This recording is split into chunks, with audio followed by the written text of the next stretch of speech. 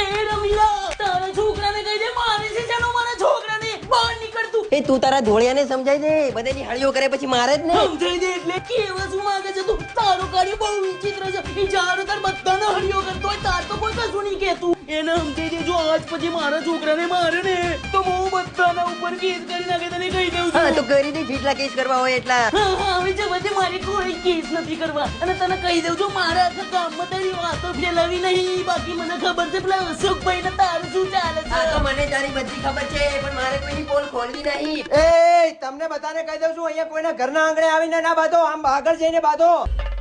તારી છે આ તું છે નહીં બોલે છે તારા પહેલા ઝઘડામાં વચ્ચે બોલવાનું નહીં.